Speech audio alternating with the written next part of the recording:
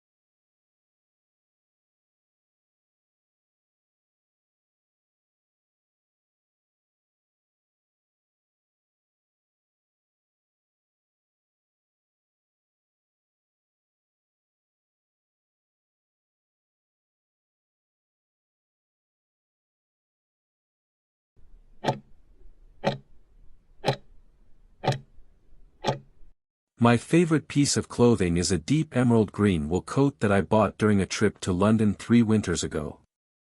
I remember walking past a small boutique near Covent Garden and immediately being drawn to its elegant display window, where this particular coat stood out among the other items.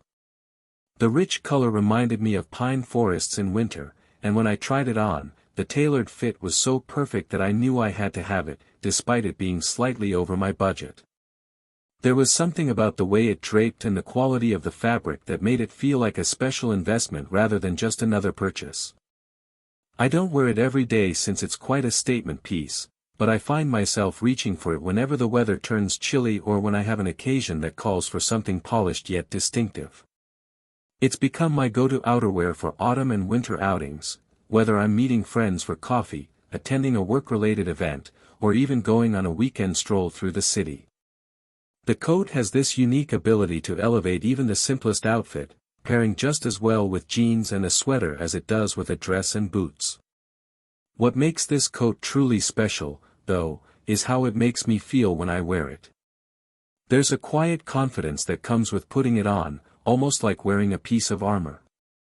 The color complements my complexion, and the cut flatters my silhouette in a way that few other coats have. Beyond its appearance, it also holds sentimental value because it reminds me of that trip to London, a solo adventure where I discovered a lot about my personal style and independence. Every time I wear it, I'm transported back to those crisp mornings wandering through the city, exploring bookshops and museums, feeling both sophisticated and completely at ease. Another reason it's my favorite is its versatility. While it's undeniably elegant, it doesn't feel overly formal.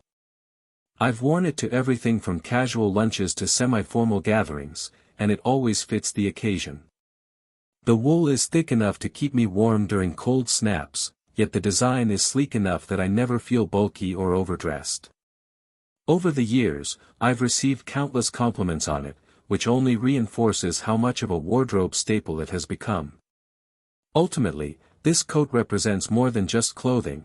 It's a reminder of a meaningful experience abroad, an example of how investing in quality pieces pays off, and a testament to how the right garment can make you feel like the best version of yourself.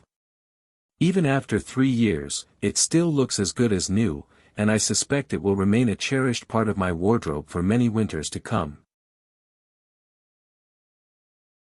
How do you think clothing choices affect first impressions in professional settings?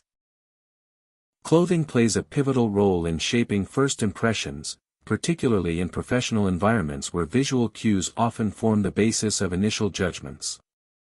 In many corporate cultures, well-tailored suits or formal attire convey competence, attention to detail, and respect for workplace norms, instantly establishing credibility. For instance, a candidate wearing a polished outfit to a job interview is more likely to be perceived as serious and prepared compared to someone in casual wear. However, this dynamic is evolving as industries like tech and creative fields adopt more relaxed dress codes, prioritizing individuality and comfort. Even in these settings, though, clothing remains a nonverbal communicator. A designer might express creativity through bold accessories, while still maintaining a professional edge. Beyond aesthetics, clothing can also reflect cultural awareness. For example, wearing modest attire in conservative industries demonstrates sensitivity to norms. The psychological impact is equally significant. Studies show that formal wear can boost the wearer's confidence and cognitive performance, a phenomenon known as enclothed cognition. Ultimately, while competence shouldn't be judged by appearance alone, clothing serves as an immediate visual shorthand in professional interactions, making it a powerful tool for personal branding. As remote work blurs traditional dress codes, the challenge lies in balancing authenticity with context-appropriate choices, whether that's a blazer for a Zoom meeting or industry-specific attire for client-facing roles. Should schools implement uniform policies? Discuss the pros and cons. The debate over school uniforms hinges on balancing discipline with individual expression. Proponents argue that uniforms promote equality by reducing socioeconomic disparities. When all students wear the same attire, visible markers of wealth, like designer brands, become less distracting, fostering a more inclusive environment. Uniforms also streamline morning routines, minimize dress code violations, and cultivate a sense of belonging, as seen in Japanese schools where uniforms are a cultural institution. However, critics contend that enforced uniformity stifles creativity and self-expression, which are crucial during formative years. Teenagers, for instance, often explore identity through fashion, and rigid policies may inadvertently suppress this developmental process. Additionally, poorly designed uniforms can pose practical issues. Scratchy fabrics or impractical styles may discomfort students, particularly in varying climates. A middle ground might involve flexible policies, such as allowing personalized accessories or casual uniform alternatives, as some UK schools have adopted. Research on academic performance linked to uniforms remains inconclusive, suggesting that their impact may be more cultural than educational. Ultimately, the effectiveness of uniforms depends on implementation. They should prioritize student comfort and functionality while addressing the community's values. In diverse societies, accommodating cultural attire within uniform guidelines, like allowing hijabs or turbans, can make policies more equitable.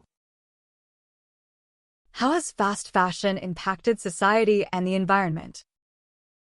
Fast fashion's rise has democratized trendy clothing, but at significant ethical and environmental costs. Economically, it's created affordable access to style, enabling consumers to refresh wardrobes frequently without high expenses. Brands like Zara and H&M exemplify this model. However, this convenience comes with dire consequences. The industry is responsible for 10% of global carbon emissions, with synthetic fabrics like polyester shedding microplastics into oceans. Socially, Fast fashion relies on exploitative labor practices in developing countries, where workers face unsafe conditions and poverty wages, as highlighted by incidents like the Rana Plaza collapse. Culturally, it's accelerated a disposable mindset. The average garment is worn just 7 times before discardation, fueling a 92 million ton annual waste crisis. Conversely, some argue that fast fashion responds to consumer demand for inclusivity, offering plus-size and gender-neutral options mainstream brands once ignored. The solution may lie in hybrid approaches, rental services, thrifting, and slow fashion brands that prioritize durability. Legislation is also pivotal. France's anti-waste law banning unsold inventory destruction sets a precedent. While fast fashion won't vanish overnight, education about conscious consumption and innovations in sustainable textiles, like mushroom leather, offer hope for a balanced future. Do you think traditional clothing will disappear in the future? Why or why not? Traditional clothing is unlikely to vanish entirely, but its role will continue evolving alongside globalization. In many cultures, garments like the Indian sari or Japanese kimono have endured centuries, adapting to modern contexts without losing symbolic value. For instance, kimonos are now worn at festivals rather than daily, preserving heritage while accommodating contemporary lifestyles. Globalization poses challenges. Western attire dominates workplaces worldwide, but also opportunities. Designers are reinventing traditions, like Nigerian dashikis in haute couture or Maori patterns in activewear. Moreover, traditional dress often resurges during cultural revivals. China's Hanfu movement saw youth embracing ancient robes as a form of nationalist pride. Technology aids preservation too. 3D printing can replicate intricate embroidery, making heritage pieces more accessible. However, economic and practical factors threaten certain traditions. Handwoven fabrics may decline as artisans age. The key to survival lies in adaptation, integrating traditional elements into everyday wear, like printed motifs on modern silhouettes, or leveraging their ceremonial significance, e.g., weddings. Governments and NGOs can help by subsidizing artisan cooperatives, as Peru does for alpaca wool weavers. Ultimately, while daily use may diminish, traditional clothing will persist as a dynamic, living art form, bridging past and future. How does fashion reflect societal changes? Provide examples. Fashion serves as a mirror of societal shifts, capturing political, technological, and cultural transformations. The 1920s flapper dresses, for instance, symbolized women's liberation post-World War I, rejecting corsets for looser silhouettes that echoed newfound freedoms. Similarly, the punk movement's ripped clothing and safety pins in the 1970s protested socio-economic discontent in Britain. Today, sustainability trends reflect climate consciousness, with brands like Patagonia promoting repair over replacement.